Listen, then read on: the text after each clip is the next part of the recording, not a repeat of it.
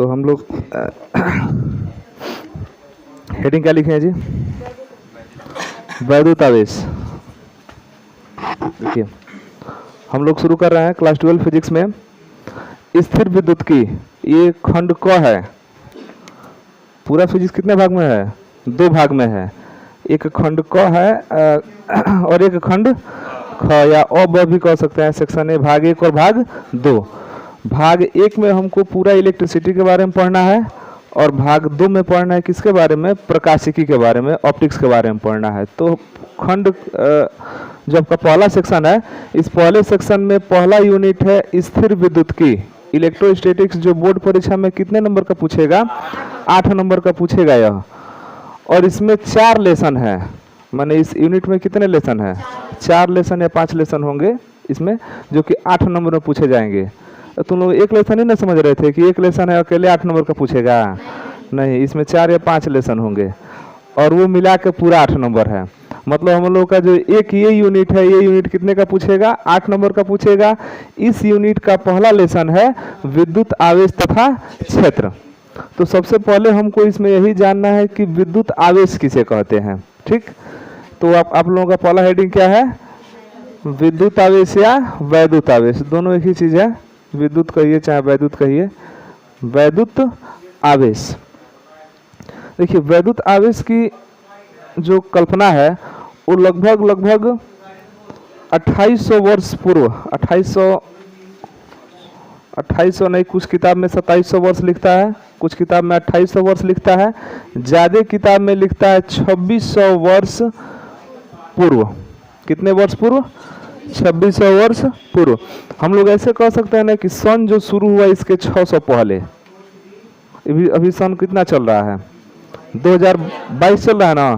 तो 2022 से पहले 2021, 2021 से पहले 2020, ऐसे करते करते शुरू हुआ होगा। एक से ना शुरू हुआ होगा, 1 2 3 4 ऐसे 5 बढ़ते बढ़ते बढ़ते बढ़ते आज हम लोग कहाँ तक आ गए हैं? 2022 तक। हम लोग 21वीं सदी में जी रहे हैं, 21वीं सदी में। और ये जो घटना हम बता रहे हैं वैद्युत आवेश की कल्पना की, यह इसका तो है ही नहीं, इससे भी 600 वर्ष पहले। इसी को बोलते हैं ईसा पूर्व। ईसा पूर्व कहा जाता है। ईसा पूर्व मतलब जो सन चल रहा है ना, इससे पहले की बात हो रही है। तो ईसा पूर्व, 600 ईसा पूर्व, 600 ईसा पूर्व का मतलब कि आपका सन चालू होने से कितना वर्ष पहले? 600 वर्ष पहले।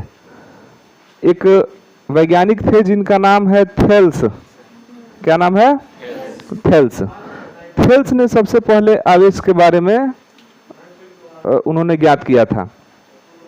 बहुत बड़ा एक्सपेरिमेंट तो इन्होंने नहीं किया था, लेकिन फिर भी शुरुआत यहीं से हुआ, थेल्स से हुआ। थेल्स ने क्या किया था कि आबनूस की लकड़ी और बिल्ली की खाल को आपस में रगड़ा था। आबनूस और क्या था उसमें? बिल्ली की खाल। तो आबनूस और बिल्ली की खाल को उन्होंने क्या किया? आपस में रगड़ा। किसने रगड़ा? थेल्स ने। कितने समय की बात है यह? 2600 वर्ष पहले। यानी तो ऐसे कह सकते हैं 600 ईसा पूर्व। माने सन चालू होने से कितना साल पहले? 600 साल पहले। बहुत लंबा टाइम है। तो उन्होंने आबनूस और खाल को आपस में क्या किया? ऐसे रगड़ा। इस तरह से, अभी तो हम लोग का प्लास्टिक है, ऐसे उन्होंने क्या किया? रगड़ा। और जब उन्होंने रगड़ा तो उन्होंने यह देखा कि उस आबनूस जो था उसमें छोटे छोटे हल्के हल्के पदार्थों को आकर्षित करने का क्या आ गया? गुण आ गया। जैसे अगर आप लोग जो कलम लिए हैं, कलम को बाल में अगर 1 मिनट तक रगड़े तो कागज के छोटे छोटे टुकड़े को क्या कर लेता है? खींच लेता है, आकर्षित करने लगता है ना। ठीक यही चीज हुआ था थेल्स के समय में। तो थेल्स ने इन दोनों को आपस में रगड़ा और छोटे छोटे पत्तों को, छोटे छोटे हल्के एकदम टुकड़ों को उन्होंने देखा कि ये क्या कर रहा है? उसको आकर्षित कर रहा है। और इस आकर्षण को और ज्ञात करने के लिए बाद में एक और साइंटिस्ट थे जिनका नाम था गिलबर्ट। क्या नाम था? गिलबर्ट। ये लगभग 1600 की बात है, सन 1600 आपका जो भी है। कितने सन की बात है? सन 1600। देखिए इन्होंने बहुत ज़्यादा मतलब वो रिटेन में कुछ लिखा नहीं था, इन्होंने इस गुण का पता लगाया था कि जब अवनुष को और खाल को आपस में क्या होगा, रगड़ेंगे तो इस यह क्या करेगा, छोटे छोटे वस्तुओं को अपने तरफ क्या करने लगेगा, आकर्षित करने लगेगा। इन्होंने चीज़ बताया था कि जब रगड़ते हैं तो इसमें एक तरह का आकर्षण बल कार्य करने लगता है। लेकिन इस पर और ज़्यादा एक्सपेरिमेंट कब किया गया, सन 1600। किसने किया था, गिलबर्ट ने। इनको डॉक्टर गिलबर्ट भी कहा जाता है। उस समय सन 1600 में जो वहाँ की रानी थी एलिजाबेथ उनका नाम था, उनके ये पर्सनल डॉक्टर थे। अब ये पता ना किस प्रकार के डॉक्टर थे खोज किए किस में, फिजिक्स में। तो गिलबर्ट ने क्या किया कि उन्होंने अवनुष को और खाल को तो रगड़ा ही रगड़ा, साथ में थोड़ा सा पदार्थ को भी चेंज किया। जैसे कांच ले लिया, कांच, और इसके बाद ले लिया रेशम, कांच भी लिया और क्या लिया, रेशम। गंधक भी उन्होंने लिया जिसको हम सल्फर कहते हैं। अन्य कई पदार्थों को उन्होंने लेकर और एक्सपेरिमेंट किया, तो देखा कि जब इनको भी आपस में रगड़ा जा रहा है ना, तो कांच भी छोटे छोटे टुकड़ों को अपने तरफ क्या कर ले रहा है, आकर्षित कर ले रहा है। तो इन्होंने अवनुष और बिल्ली की खाल पर एक्सपेरिमेंट किया था, सेम चीज़। और इसी एक्सपेरिमेंट के बारे में गिलबर्ट ने भी किया, लेकिन उन्होंने कांच और क्या लिया था, रेशम। तो कांच में भी वही गुण आ रहा था जो किसमें था, अवनुष में था। कुल मिला के जब रगड़ा जा रहा था तो ये दोनों एक दूसरे दोनों छोटे छोटे पदार्थों को क्या कर दे रहे थे, आकर्षित कर दे रहे थे। इसके बाद ये एक किस सन की बात है, सन 1600। इसके बाद सन 1646 में एक और साइंटिस्ट आया जिनका नाम था थॉमस ब्राउन। 1646 में एक और साइंटिस्ट हुए जिनका नाम क्या था, थॉमस ब्राउन। थॉमस ब्राउन ने भी सेम एक्सपेरिमेंट किया, अवनुष की लकड़ी और खाल, फिर कांच और रेशम। तो उन्होंने भी यही देखा कि यह छोटे छोटे टुकड़ों को, छोटे छोटे मतलब हल्के पदार्थों को एकदम क्या कर ले रहा है, आकर्षित कर ले रहा है। तब सन 1646 में थॉमस ब्राउन ने कहा कि ये जो किसी वस्तु को, छोटे छोटे टुकड़ों को, हल्के वस्तुओं को आकर्षित करने का गुण है, इस गुण का नाम क्या उन्होंने रखा, आवेश। समझ में आया? तो आप सबसे पहले समझ आइए कि आवेश किसी पदार्थ का नाम नहीं है। आवेश किसका नाम है, गुण का नाम है। किस प्रकार का गुण है वह, आकर्षित करने का जो गुण है ना, इस गुण का नाम उन्होंने क्या रखा, आवेश रखा। किसने रखा इसका नाम आवेश, थॉमस ब्राउन ने। सबसे पहले इस पर एक्सपेरिमेंट किसने किया था, थेल्स ने इस आकर्षण का पता लगाया था। उसके बाद डॉक्टर गिलबर्ट ने इस एक्सपेरिमेंट को और आगे बढ़ाया और उन्होंने थोड़ा सा पदार्थ को बदल दिया कि अब रगड़ के देखते हैं कि क्या आकर्षित कर रहा है कि नहीं कर रहा है। तो वहाँ भी आकर्षण हो रहा था। उसके बाद उसके 46 साल बाद सन 1646 में थॉमस ब्राउन ने क्या इसका नाम दिया, इस आकर्षण बल को कौन सा नाम दिया, इसी आकर्षण बल का नाम क्या दिया, आवेश। और जिस समय की ये बात है उस समय आवेश अभी गति नहीं कर रहा था, आवेश अभी स्थिर था। अभी नया के हिसाब से बात करें तो जब आवेश गति करता है तो विद्युत धारा बहने लगता है, पता है ना। तो उस समय तो अभी विद्युत धारा का खोज नहीं हुआ था, अभी केवल आवेश का ही खोज हुआ था।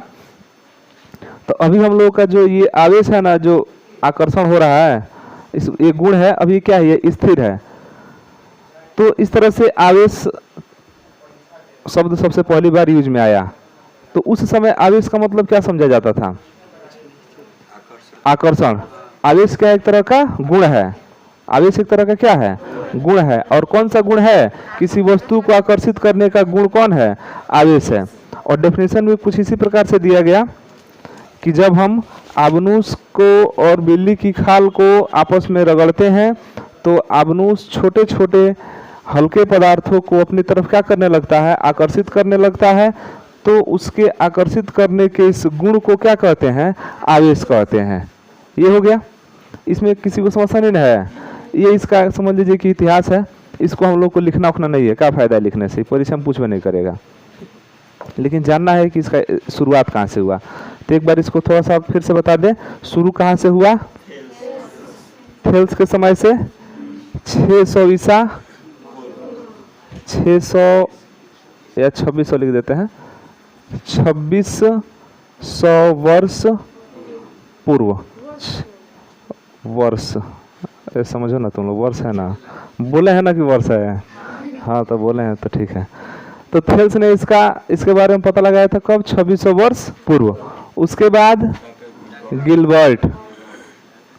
गिलबर्ट ने इस पर एक्सपेरिमेंट किया कब? 1600 में। ये तो बहुत बात का चीज हो गया ना, 1600 में। इसके बाद थॉमस ब्राउन ने सन 1646 में एक्सपेरिमेंट किया और नाम क्या दिया? आवेश नाम दिया। नाम क्या रख दिया? आवेश। इसके बाद इस पर बहुत सारा एक्सपेरिमेंट हुआ और बाद में इसमें सबसे ज़्यादा प्रोग्रेस तब हुआ जब 1857 में जे टॉमसन के द्वारा इलेक्ट्रॉन का खोज किया गया। समझे? इसी से खोज हुआ था 1857 में। तो जे टॉमसन के द्वारा जब इलेक्ट्रॉन का खोज हुआ तो उन कारणों का पता चल गया जिसके कारण ये छोटे छोटे टुकड़ों को क्या कर रहे थे? आकर्षित कर रहे थे। आकर्षित कर रहा था तो नाम तो दे दिया गया कि आवेश है, लेकिन कोई पूछ दे कि क्यों आकर्षित कर रहा है, आखिर रगड़ रहा है तो उसमें क्या हो रहा है, क्या आकर्षण हो रहा है? कुछ तो हो रहा होगा, उसमें कुछ तो परिवर्तन हो रहा होगा। तो उस परिवर्तन का पता सबसे अच्छा कब लगा? 1857 के बाद, कब? जब इलेक्ट्रॉन का खोज हो गया तब।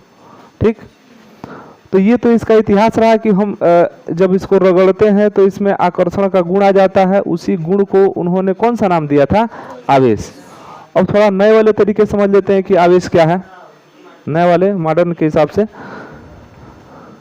तो नए एक्सपेरिमेंट के हिसाब से देखें जो कि वर्तमान में चल रहा है, और इलेक्ट्रॉन के खोज हो जाने के बाद, वाले एक्सपेरिमेंट के हिसाब से देखें तो सभी लोग जानते हैं कि जो भी पदार्थ आपके हैं वो पदार्थ किससे मिलकर बने हुए हैं? छोटे छोटे सूक्ष्म अणुओं से मिलकर बने हैं। अणु कह सकते हैं आप कि छोटे छोटे अणु से मिलकर बने हैं। अच्छा, पिछले वाले में तो कोई समस्या है नहीं।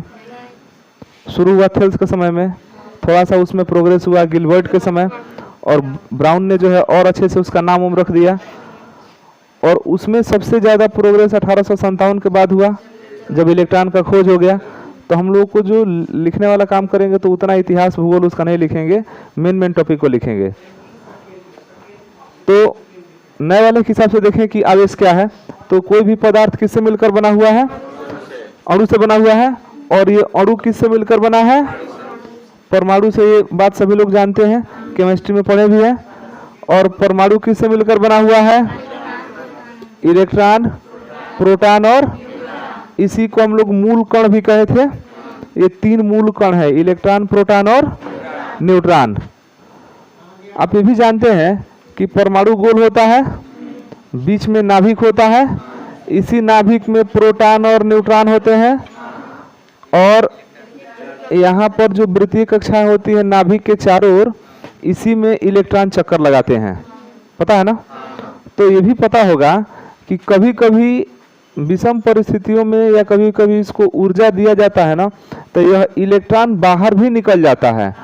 अंतिम कक्षा से इलेक्ट्रॉन बाहर निकल जाते हैं ना, इस तरह का कंडीशन बहुत सारा हुआ था। सोडियम में भी आप लोग देखें कि Na जो है Na+ बनाता है।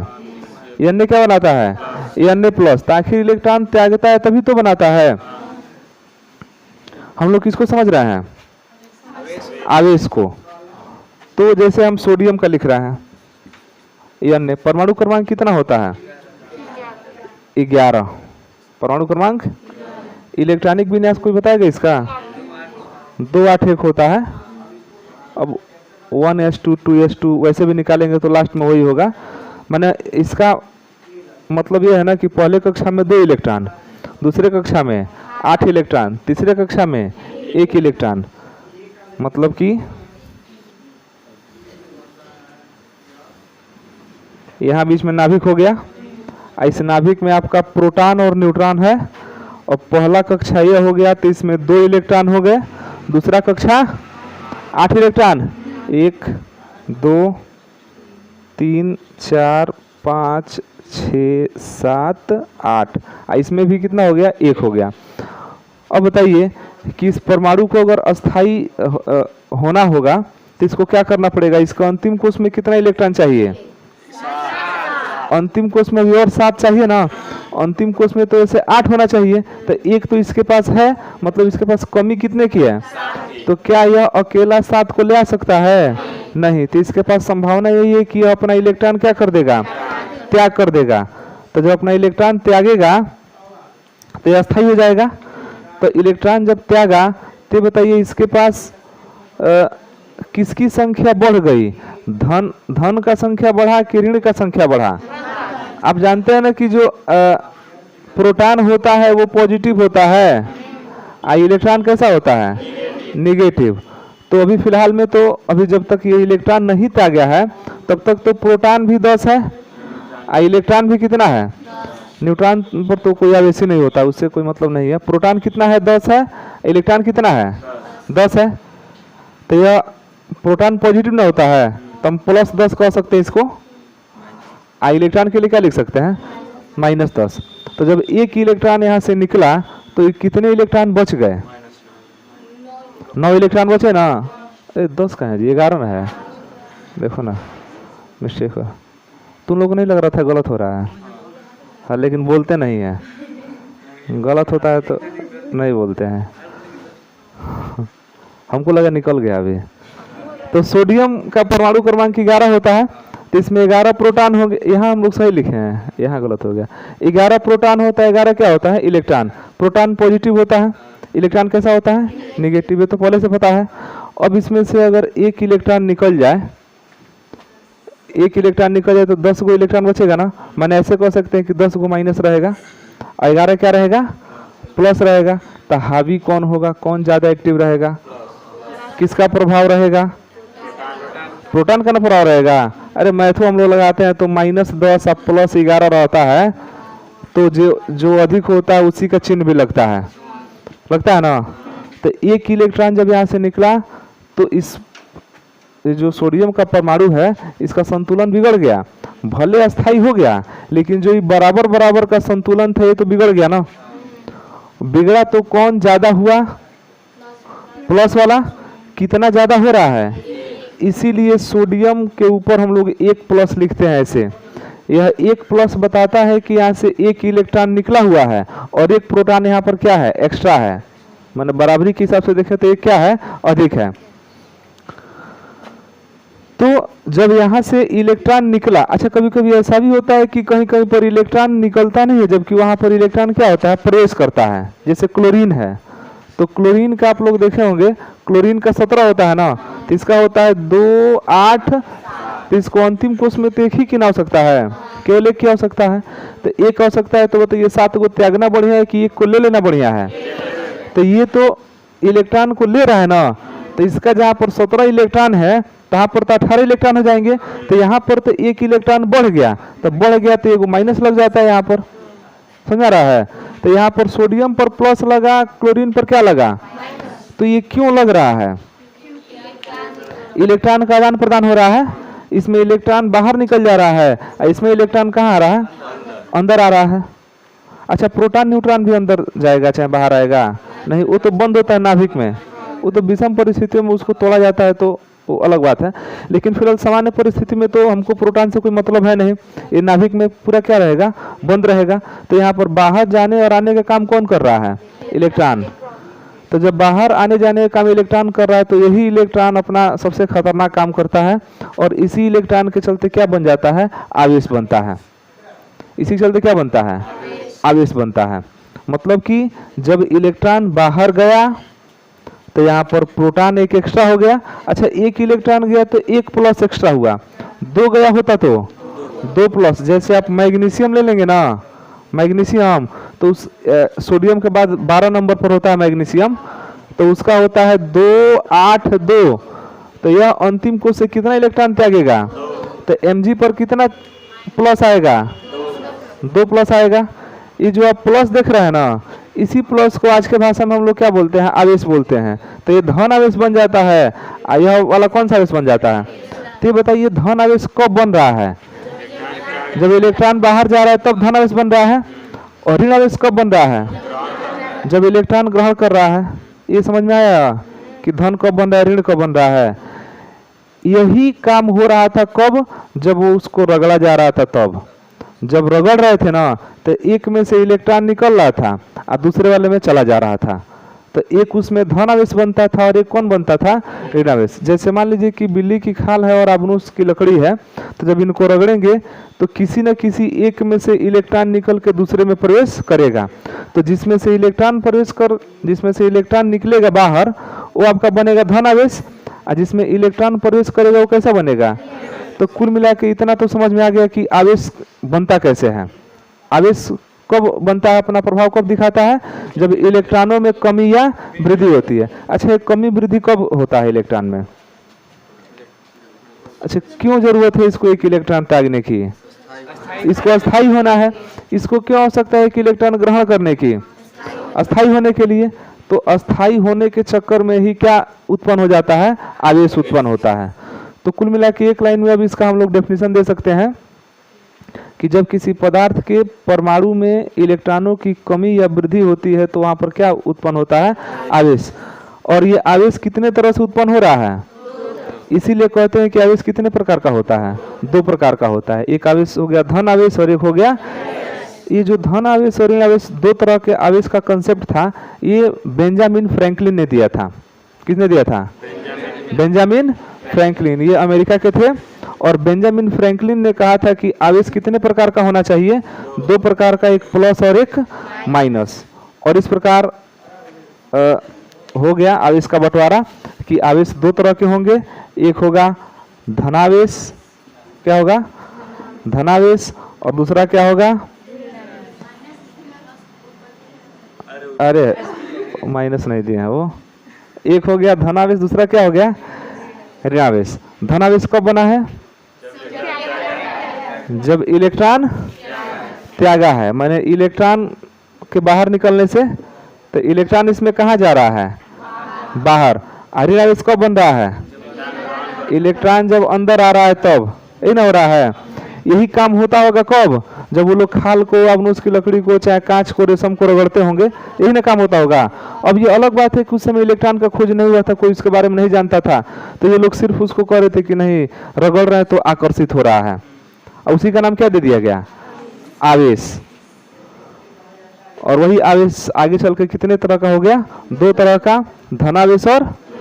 अब यहाँ पर एक चीज और कंफर्म हो गया कि अब आवेश का मूल कारण कौन है, आवेश किसके चलते उत्पन्न हो रहा है, इलेक्ट्रॉन के चलते उत्पन्न हो रहा है। आवेश किसके चलते उत्पन्न हो रहा है, इलेक्ट्रॉन के चलते।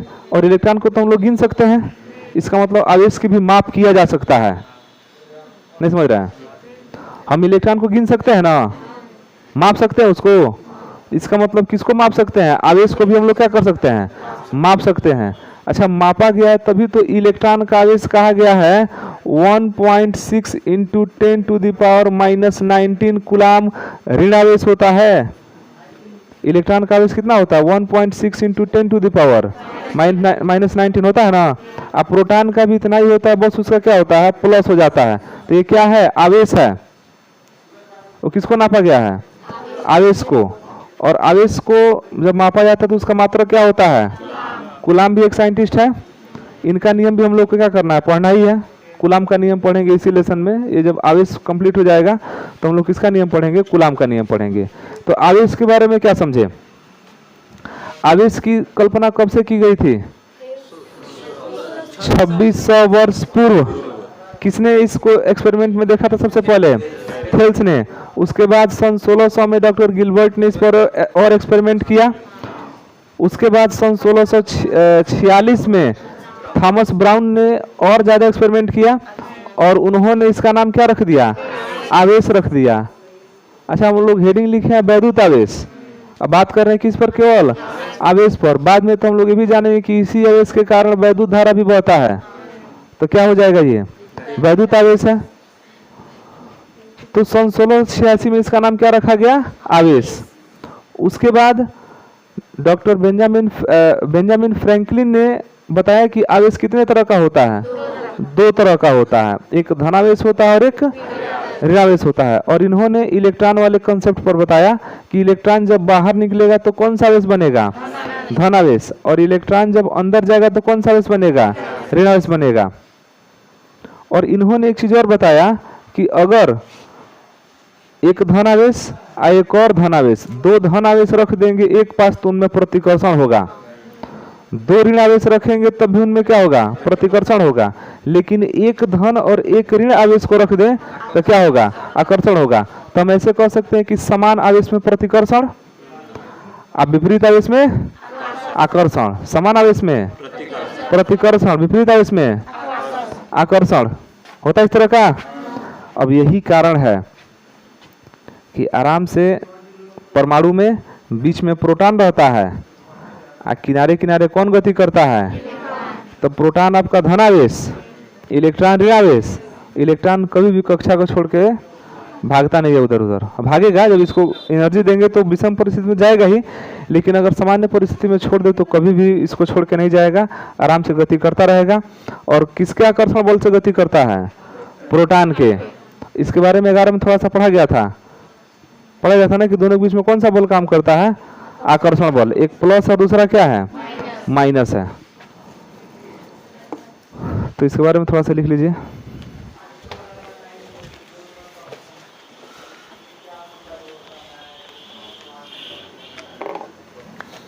हेडिंग क्या लिखे हैं?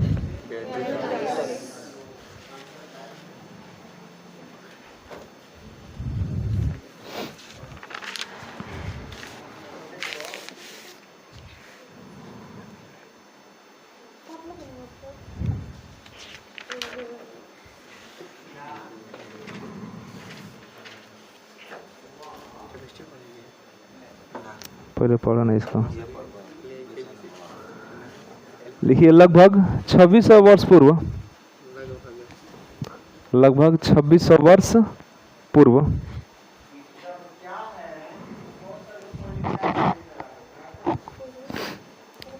लगभग 2600 वर्ष पूर्व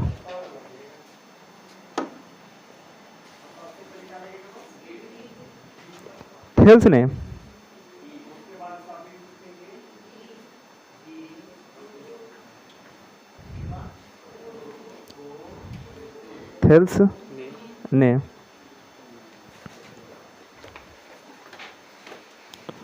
आबनूस और बिल्ली की खाल को आपस में रगड़ा। आबनूस और बिल्ली की खाल को आपस में रगड़ा। आबनूस और बिल्ली की खाल को आपस में रगड़ा और यह देखा कि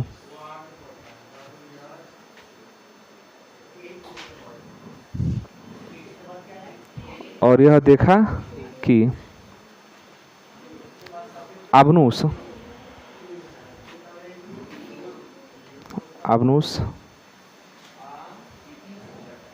अत्यंत हल्के छोटे छोटे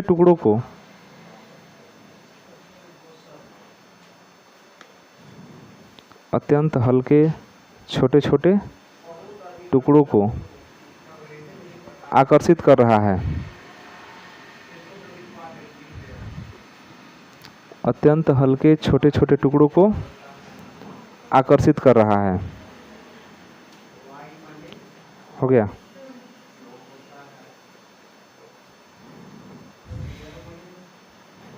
लाइन चेंज करके सन 1600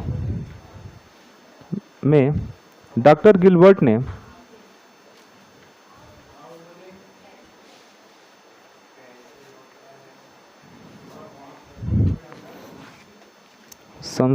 डॉक्टर गिलबर्ट ने यही प्रयोग दोहराया।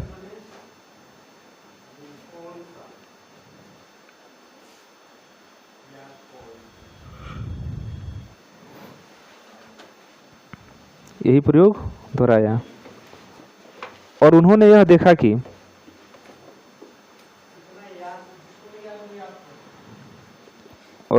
देखा कि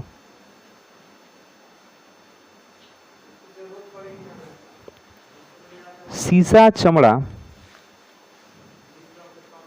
शीशा, चमड़ा, लाख, लाख। ये मोम जैसा एक पदार्थ होता है, गलाने पर मतलब आग दिखाएंगे ना तो गलता है यह। लाख, गंधक, गंधक इसको सल्फर कहते हैं, गंधक इत्यादि को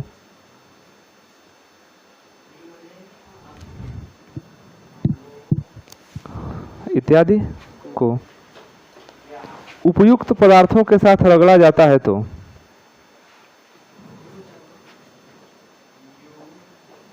उपयुक्त पदार्थों को आपस में रगड़ा जाता है तो उपयुक्त पदार्थों को आपस में रगड़ा जाता है तो इसमें भी इलेक्ट्रॉन को रुको इलेक्ट्रॉन नहीं, तो इसमें भी हल्के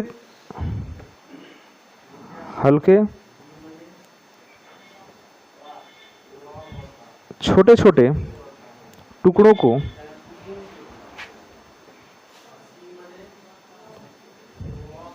आकर्षित करने का गुण आ जाता है।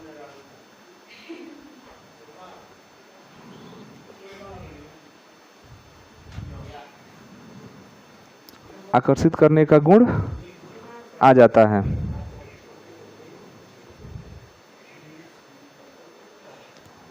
हो गया, गुण आ जाता है। इसी गुण को आवेश कहते हैं।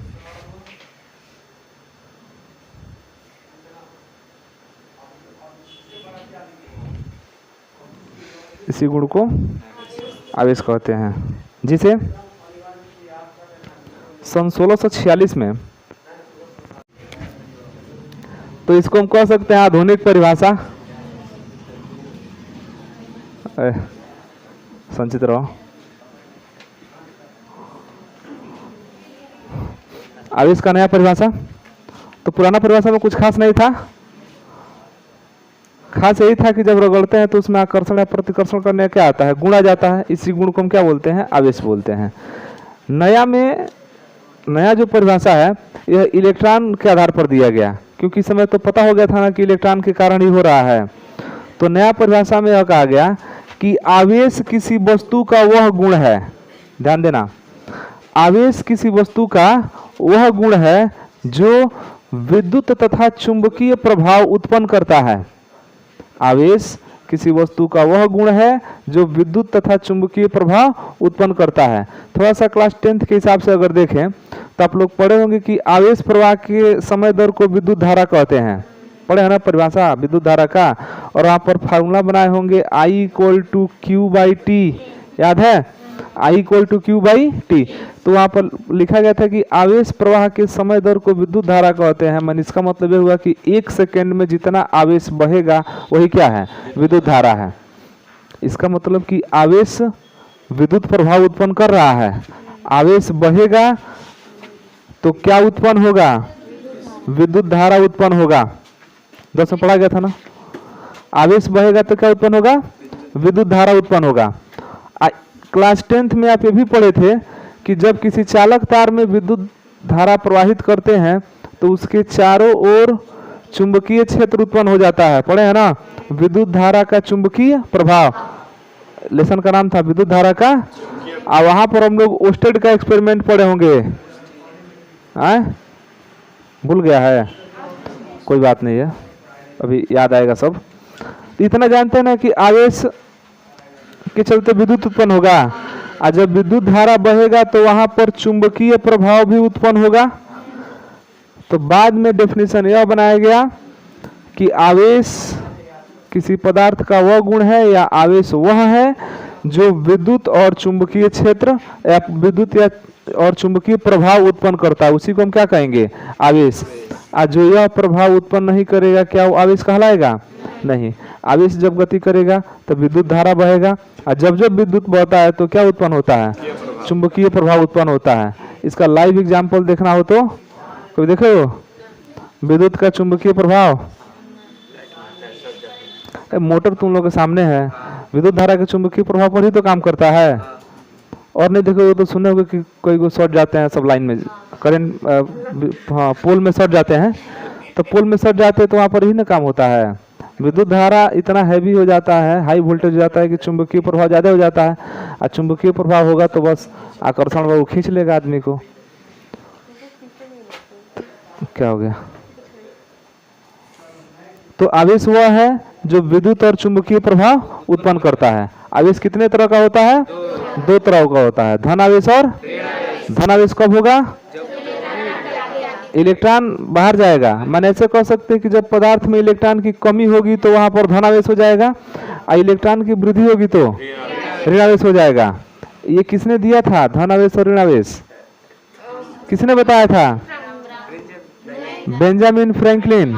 किसने बनाया था?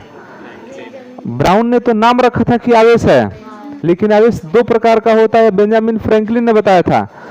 तो आवेश कितने तरह का हो गया? दो तरह का। एक हो गया धन आवेश और एक हो गया, इसमें इलेक्ट्रॉन की कमी होती है, बाहर जाएगा तो कमी ना होगा, और इसमें इलेक्ट्रॉन की क्या होती है? वृद्धि होती है। इतना तो क्लियर है। और आवेश को मापते किस में है? कूलाम में। मैंने कह सकते हैं कि आवेश का मात्रक क्या होता है? कूलाम होता है। कूलाम नाम के जो वैज्ञानिक हैं उन्होंने इस पर एक्सपेरिमेंट किया था, तो उन्हीं के नाम पर दे दिया गया कूलाम। लिखिए, किसी वस्तु को कैसे आवेशित किया जाता है। तो अब हम लोग का अगला हेडिंग होगा आवेशन की विधियां। आवेशन की विधियां लिखे नहीं, आवेशन